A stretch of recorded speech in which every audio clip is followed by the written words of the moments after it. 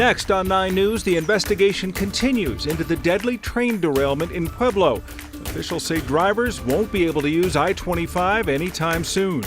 It's been 1 month since a teenage girl shot 5 people at a bar in Lodo. She's still on the run, and police aren't any closer to finding her.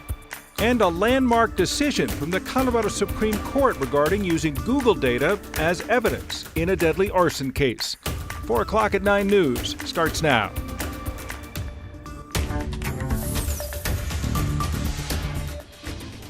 Good afternoon. Thanks for joining us. Right now, I-25 is shut down north of Pueblo after a deadly train derailment. Yeah, of course, this happened yesterday afternoon right over the highway between 29th Street and Pace Road.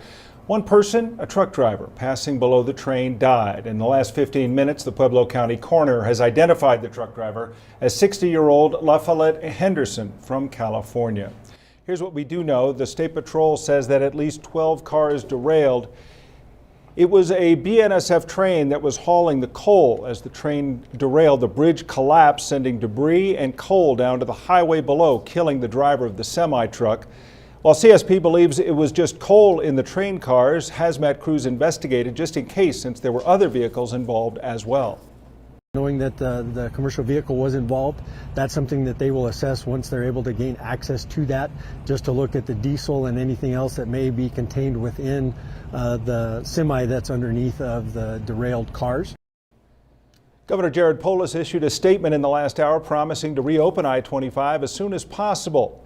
Even if the NTSB were to give the all clear right now, though, the debris removal could take at least 2 full days. There is much more news available at 9news.com, and of course we'll be updating this story coming up on 9 News at 5 o'clock. 1 month ago today, gunshots rang out in downtown Denver. 5 people were hit, and still police have not been able to catch the main suspect, a 17-year-old girl who somehow managed to avoid being caught since September. Investigative reporter Jeremy Hohola takes his questions about this case to Denver police. She was so angry about being denied entry to a bar, police say the teenage suspect pulled out a gun and just started shooting at the business. Bullets hit 5 innocent people just outside Dirk Bentley's Whiskey Row in Denver's Lodo neighborhood.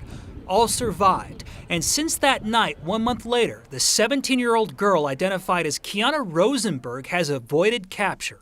My opinion that if they find someone that doesn't like her, that knows where she's at, there's always someone that will give you up. Dave Gumbali is a fugitive recovery expert out of Virginia who's been featured in the Washington Post.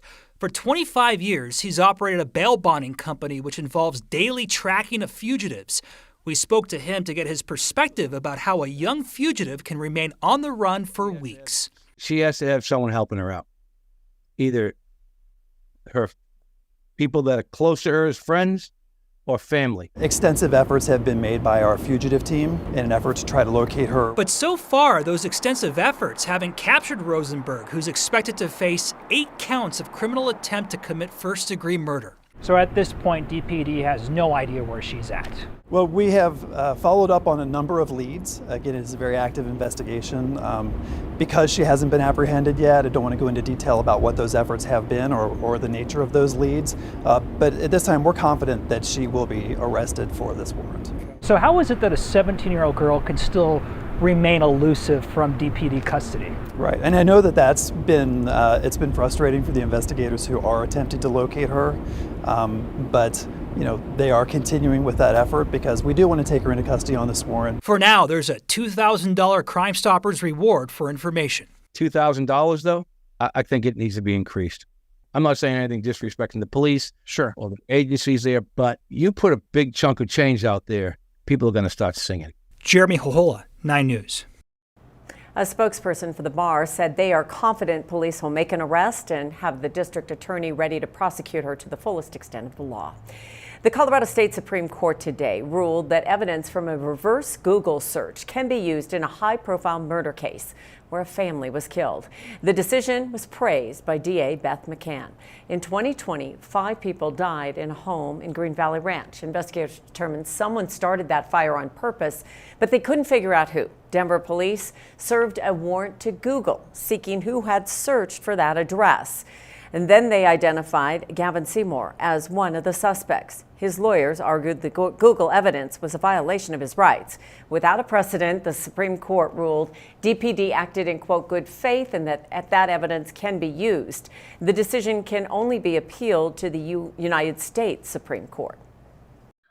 There is no decided United States Supreme Court case on reverse Google searches. And ultimately, there will have to be one. Whether this is the case the Supreme Court chooses to accept or whether the defendant chooses to seek review by the United States Supreme Court, that remains to be seen. 9 News legal analyst Scott Robinson says the court's decision may not set a precedent if a law enforcement agency has probable cause for a specific suspect. He says the court did not decide if a reverse Google search for that person would be constitutional. Tomorrow it's expected jury selection will continue in the trial of Nathan Woodyard. There's also the possibility that opening statements could begin tomorrow as well. Woodyard was the officer who first stopped Elijah McClain as he was walking home back in August of 2019. Records show Woodyard responded to a call about someone looking, quote, sketchy. McClain wasn't doing anything wrong when Woodyard ordered him to stop and then grabbed him. He and other Aurora police officers threw him to the ground and eventually restrained him. Paramedics later injected McClain with ketamine. Less than a week ago, a jury issued a split verdict for the other two officers who had restrained McClain. Randy Rodima was found guilty of criminally negligent homicide and third-degree assault. Jason Rosenblatt was acquitted on all charges.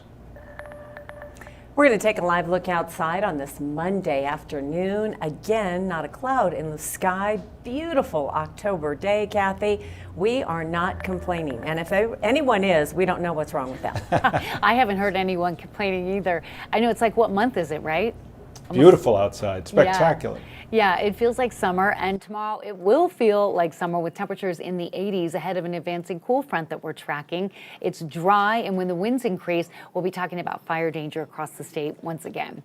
Outside on this Monday afternoon, temperatures still in the mid-70s. That is about 10 degrees warmer than average, and I think those making snow up in the Colorado high country could use a little help from Mother Nature.